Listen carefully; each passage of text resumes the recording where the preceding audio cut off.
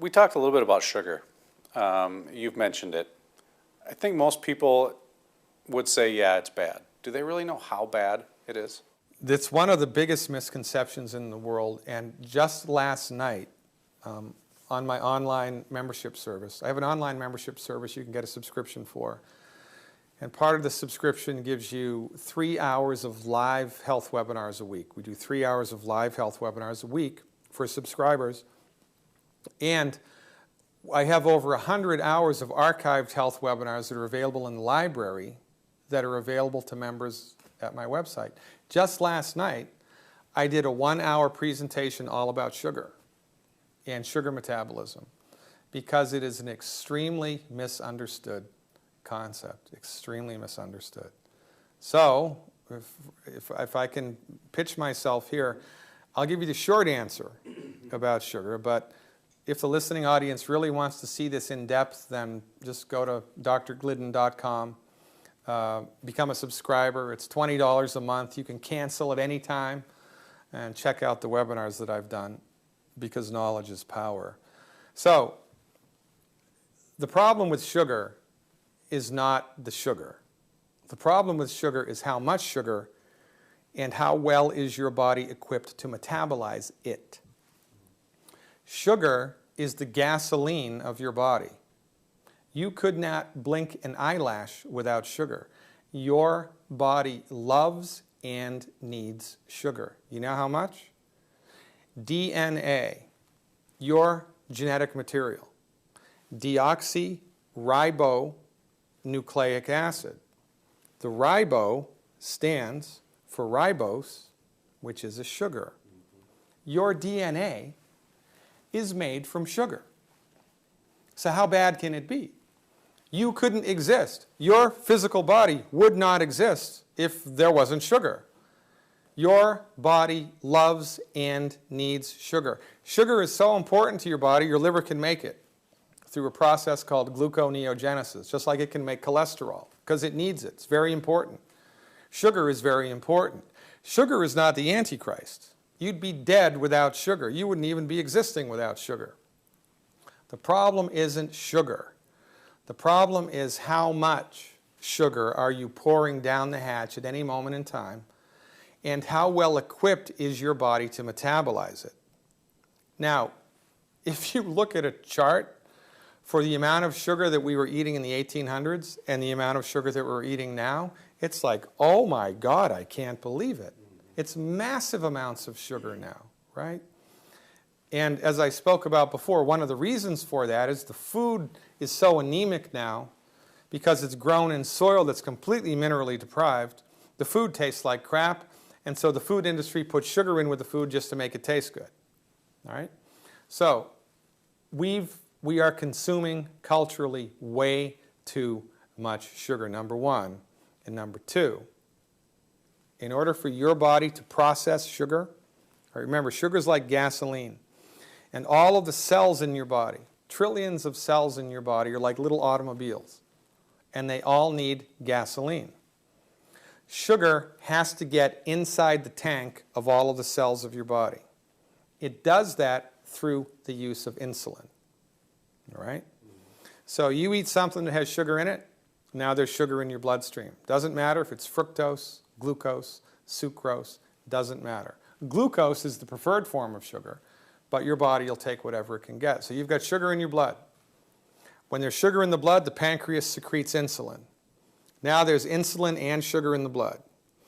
Insulin flows through the bloodstream, and through some agency that is inexplicable, that medical science is clueless about, insulin sticks to and binds to insulin receptors on the outside of every cell wall. It's kind of like somebody showing up to your front door and ringing the doorbell, right?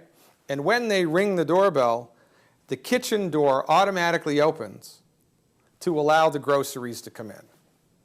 So insulin binds to an insulin receptor on the cell wall, sends a signal through the inside of the cell to open up a sugar door to allow the sugar into the cell, and that's how the fuel of sugar, the gasoline of the body, gets into the cell.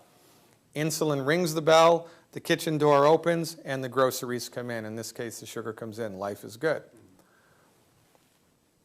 In order for that signal from the front door to get to the kitchen door, to open it, vanadium and chromium, which are two peculiar trace minerals, and a number of other nutrients need to be present inside the cell. If they are not there, insulin rings the bell, the signal gets interrupted, the kitchen door stays closed. So sugar piles up in the blood. What does the body do? Makes more insulin. Sugar piles up in the blood. What does the body do? Make more insulin. It's called insulin resistance syndrome. It's the same thing. Syndrome X, metabolic syndrome, insulin resistance syndrome, pre-type 2 diabetes, and type 2 diabetes from our point of view are all the same illness. Just more and more and more and more and more and more of it. And what causes the illness? Lack of minerals. 1957, an MD, Walter Mertz, proved with scientific studies with mice that if you eliminate chromium from the diet of the mouse gets type 2 diabetes. You put chromium back, it goes away. Further studies were done with the trace mineral vanadium that showed the same thing. Now remember, your medical doctor is not concerned with what causes disease. Your medical doctor has no respect, no appreciation, no training in medical nutrition. So your medical doctor, when you are having a blood sugar issue, which is on the rise here, unbelievable, skyrocketing, the only thing your medical doctor will advise you to do is wait until it gets really bad, and then we'll give you metformin. Oh, by the way, we have no idea how metformin works. The molecular action of metformin is unknown. Well, what does it do, doctor? Well, it does a number of things. The two biggest are it reduces your liver's production of glucose, and it reduces the absorption of glucose by your intestinal tract. That's all that it does. Does that fix the doorway problem? No! And then when it gets really bad, what does the medical doctor do? Give you more insulin. Now, when insulin piles up in the bloodstream in enormous amounts, by sheer volumetric pressure, it punches holes in the wall of the cell wall, and the cell dies. Is that a good thing or a bad thing? That's a bad thing. This is why we believe people with blood sugar issues get peripheral neuropathy, gangrene, lose their toes, lose their feet, lose their fingers, lose their hands, lose their legs, lose their arms.